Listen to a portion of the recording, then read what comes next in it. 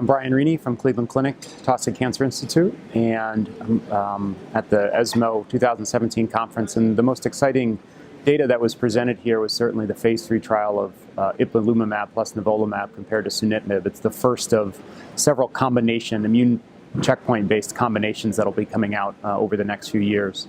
And this one is unique in that it's an immune-immune combination. Certainly that's well known in melanoma and developed in that setting. But these are the first randomized data in RCC. And the data just came out in the last couple weeks, was released initially by press release, and survival data just came out literally a few days before the conference, so it's very much hot off the press.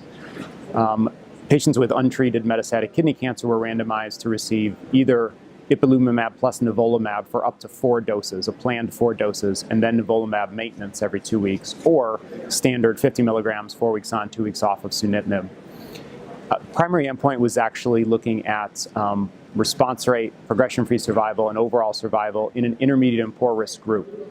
And it showed benefits across the board in that intermediate and poor risk group, as well as showing survival advantage in the intent to treat, which means including the favorable risk patients as well. The median survival hadn't even been reached in the ipi-nivo arm and was a very respectable 33 months in the sunitinib arm.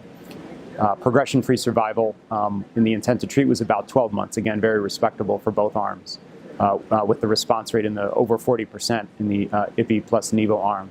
And then I think importantly for immune-based combinations, the complete response rate, I believe, was 9%.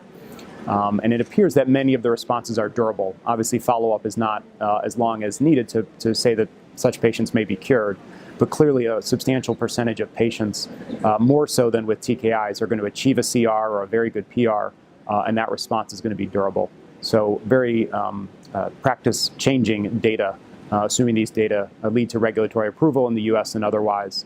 I think most patients will receive this regimen until some of the VEGF and IO-based regimens come out, and having a VEGF component may have some advantages as well. So that'll be sort of the next wave of what comes after this initial ipi plus nivo combination, but it's a changing of the guard. Sunitinib has been the standard in RCC for over a decade, and now I think that standard is changing, and so it's another exciting time about to emerge in metastatic kidney cancer.